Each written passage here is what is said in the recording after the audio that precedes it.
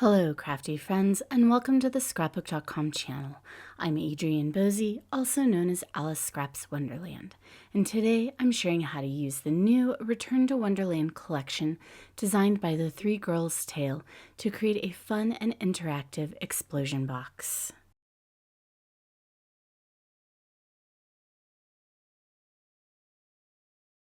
Just some of the supplies I'll be using include the 6x6 paper pad, journaling cards, ephemera, the stationery kit, and of course some of the gorgeous paper flowers.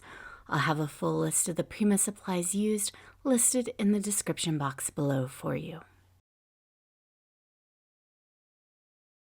I'm using the Scrapbook.com white explosion box for this project, which can be easily customized and includes some fun interactive elements that you can slip into all of the pockets.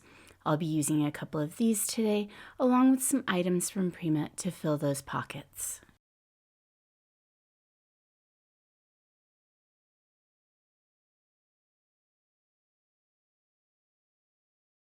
Now to cover this explosion box and customize it, we'll need a bunch of the 6x6 papers from Return to Wonderland.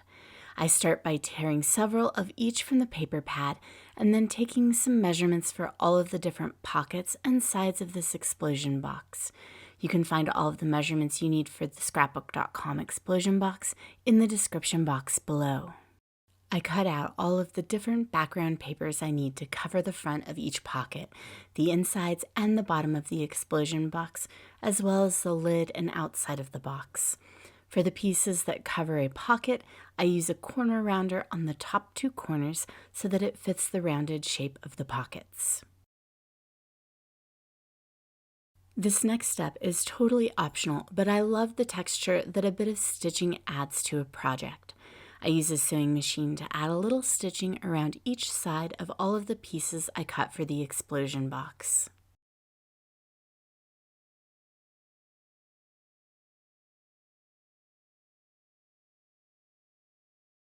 To add even more texture, use a blade or distressing tool to create a distressed edge to all of the pieces of paper you cut.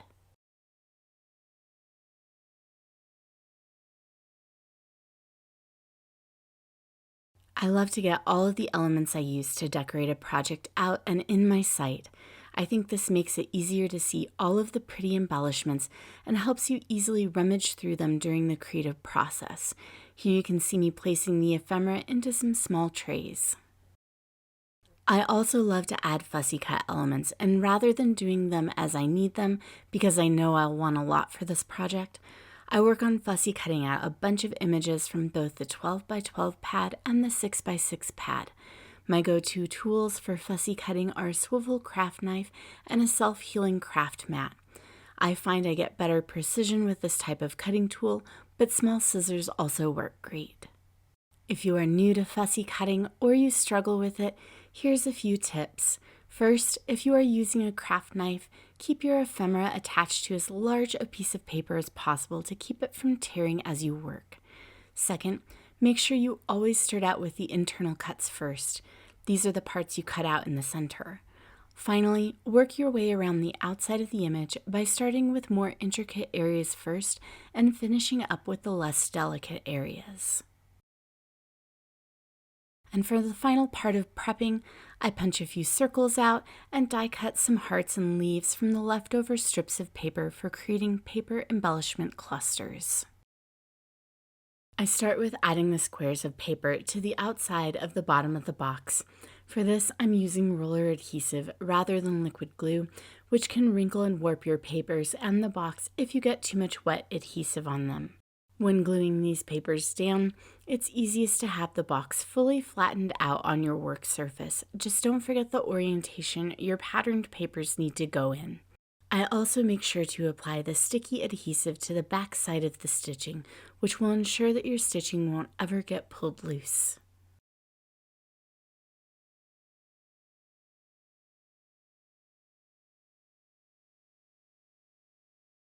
Then I use the same adhesive and technique to cover the inside bottom of the box, the front of all of the pocket pages, and the back panel on the inside. I planned out the order for each section earlier, so you'll see me working in sections, and that I've clipped together those sections to keep them organized until gluing them down.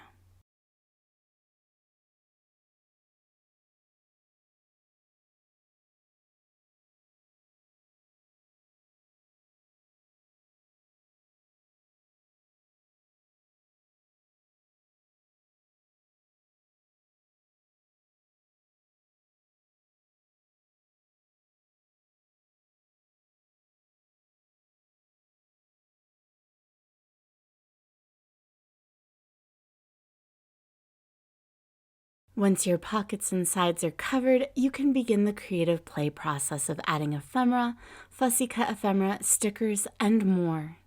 I always like to play around with the pieces by dry fitting them before gluing anything in place.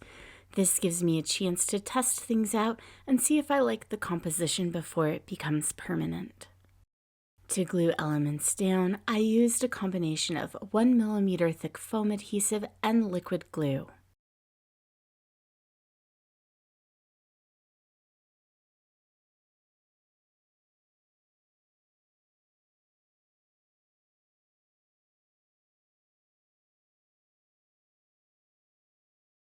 The one thing you really want to keep in mind is that you don't want to add too much thickness of embellishments between each pocket page. The first page can get a little more dimension, especially if you don't place anything dimensional in the center. But at the end of the project, you don't want to find that you added too much dimension and you can't get the lid on your box anymore. If you are unsure about how much is too much, just keep checking your box by testing if you can still get the lid on as you continue to add embellishments to the different pages.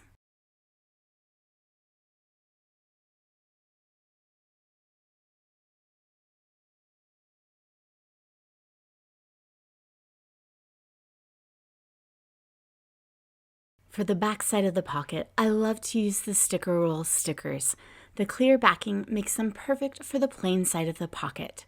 I use these stickers inside of frame ephemera to create a little background or to line the edge of a pocket like I did here.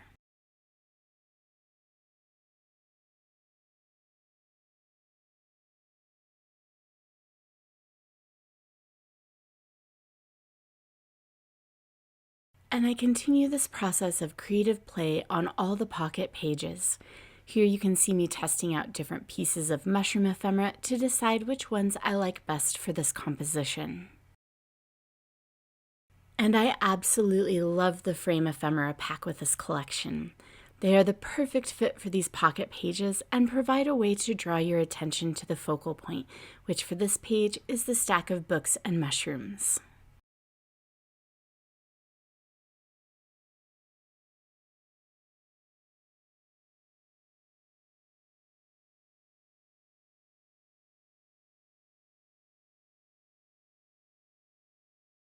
The other thing you'll notice that I'm doing is using my paper punch to hold down my pages as I play and work. The explosion box pages naturally want to explode out, so having something heavy to hold down a page while working on it can be helpful.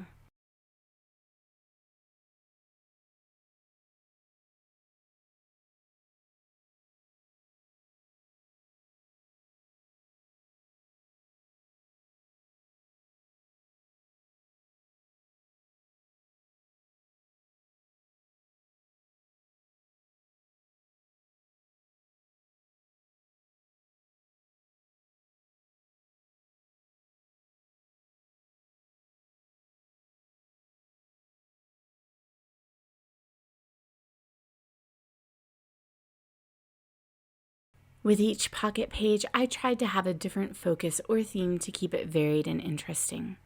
I love that on the back side of this pocket, Alice seems to be dancing through a floral background, while on the page opposite, we have a focus on the poppy ephemera and the tiny drink me bottle.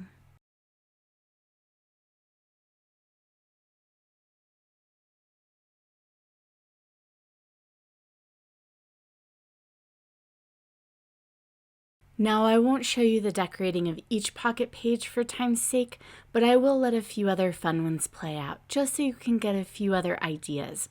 But stay tuned till the end where I'll do a flip through to show you everything.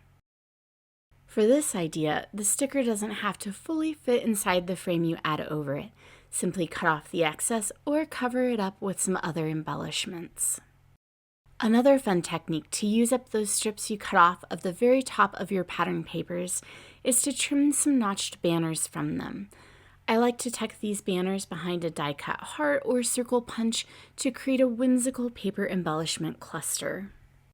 I add these clusters to pages where I don't want to cover up too much of the background pattern paper. They add the perfect dimensional touch to a corner.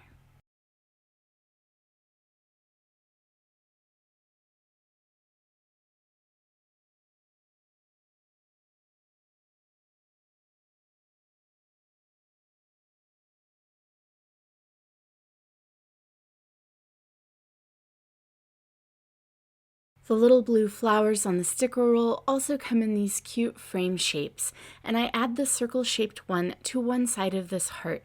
It's the perfect size to frame this fussy cut pocket watch from the 6x6 paper pad. Now, the 4x6 journaling cards won't fit inside the pockets in this explosion box, but that doesn't mean you can't use them. I use parts of some of these cards to frame sayings or pictures in some of the frame ephemera.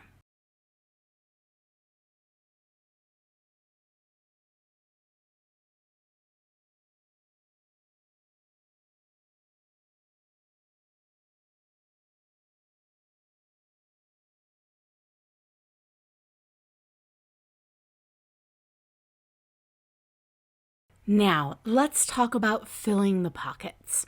The envelopes in the stationery kit are the perfect size for sliding into the pockets of this explosion box.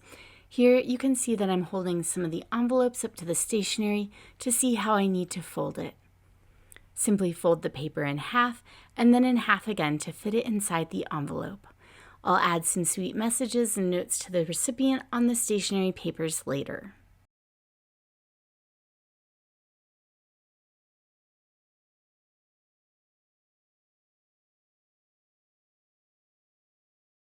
The 3x4 journaling cards also fit perfectly inside these pockets, but what I really want to add are some of these interactive elements that come with the Scrapbook.com explosion box.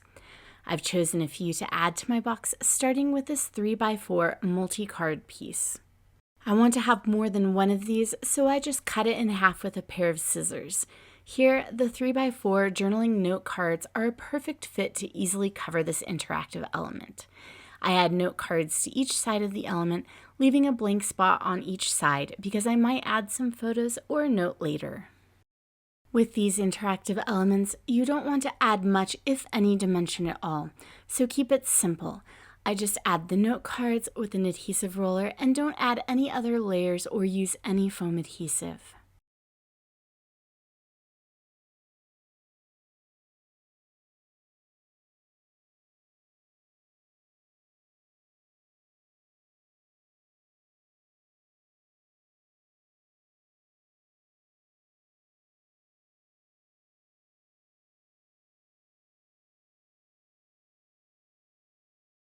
This particular element is a little smaller than the 3x4, so I just fussy cut out this plain card icon from a 3x4 journaling card. For the outside, I used 2 circle punches and 2 small butterfly die cuts, attaching the butterflies with a mini stapler.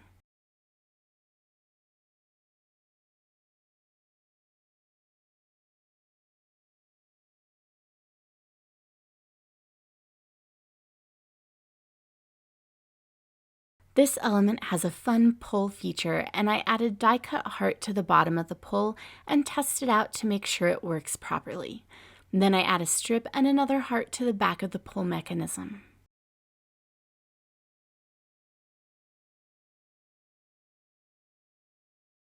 The pages of this element are 3 by 2¼ inches, and I add one pretty piece of patterned paper with rounded corners to the front of each page in the pull element. Then I add some fussy cut ephemera from the 6x6 paper pad to the other side of the pages.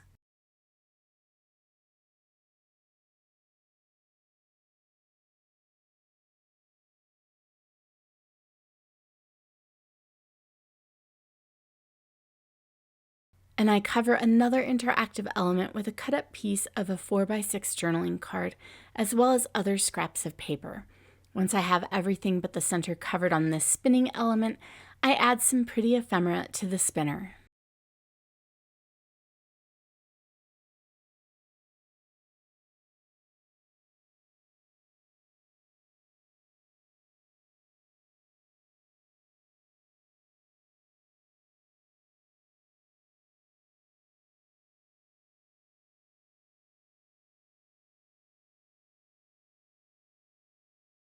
Then all that's left is to add all of your interactive elements to your pockets that still need something fun in them.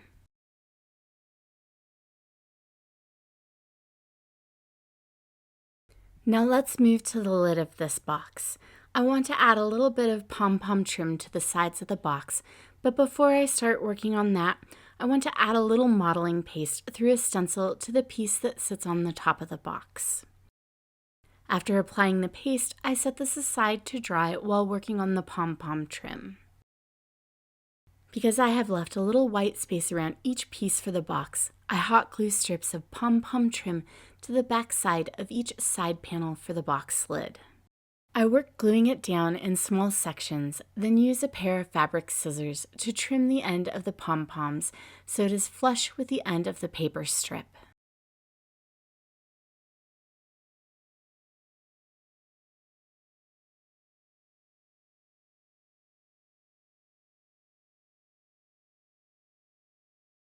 To glue these strips to the sides of the lid, I use a bit of roller adhesive on the paper, then add a bit of hot glue to the back edge of the pom-pom trim.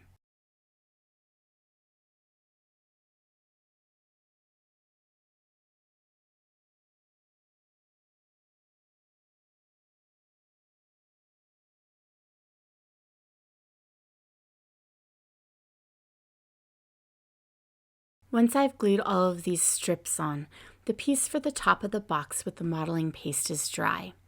I use my adhesive to glue the smaller stenciled piece to the larger piece for a bit of layering, then glue the layers to the top of the box.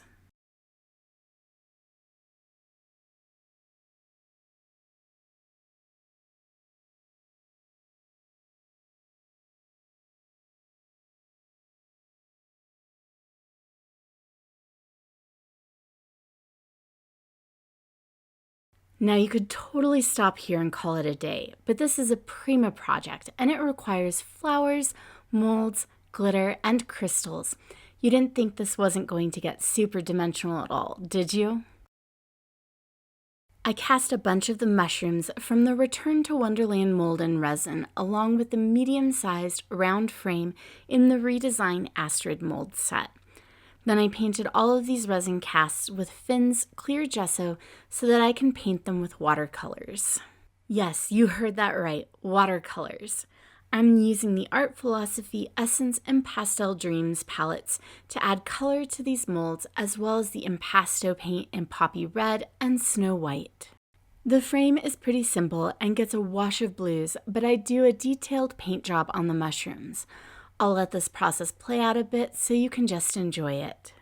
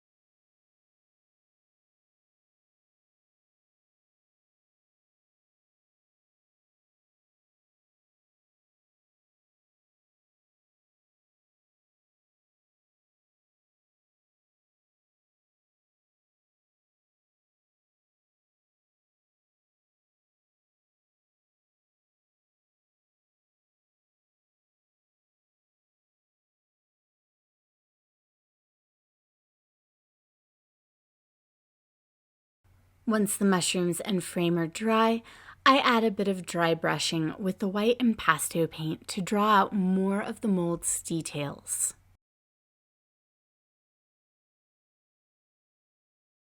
I want even more dimension to the top of this box, so I float the frame mold over some of the small white and red flowers in this collection. Hot glue is key to holding these elements in place right away.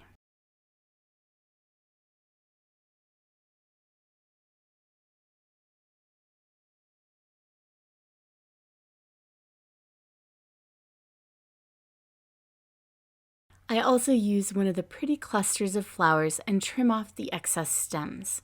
Save those for later to add as curly cues to this or another project later. I think these pink flowers look like dahlias. What do you think?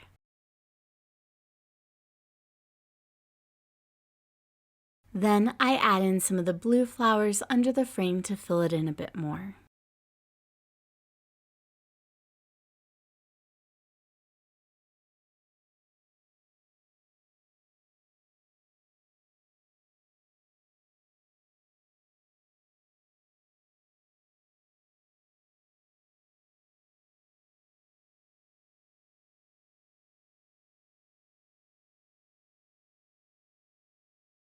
Next, I hot glue the mushroom molds into place.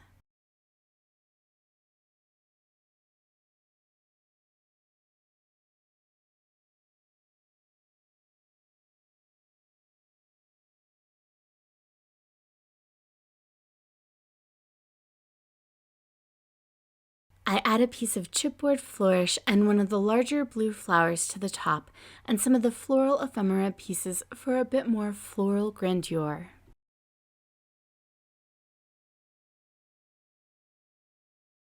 For the sparkly touches, I start by adding a few of the crystals from the Return to Wonderland collection to the box.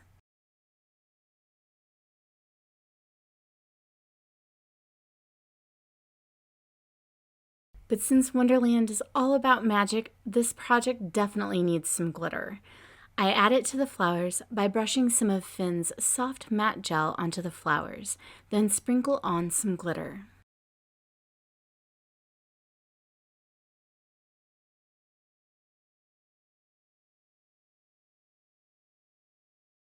The finishing touch was adding a couple of blue memory hardware pearls to the large blue flower.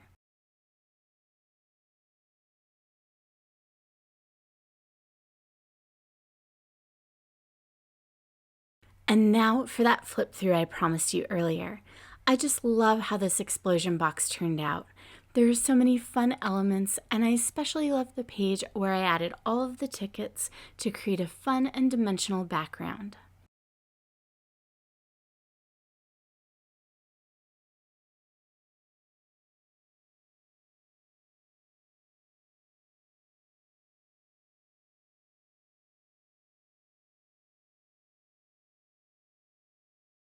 This explosion box is perfect for adding special notes and a few photos and gifting to someone special in your life who loves Alice in Wonderland or just a bit of magic.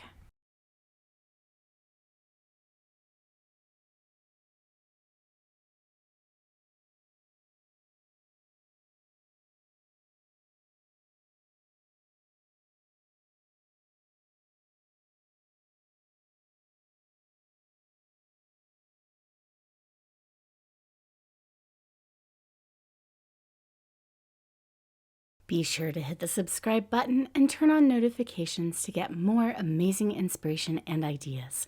Until next time, happy crafting!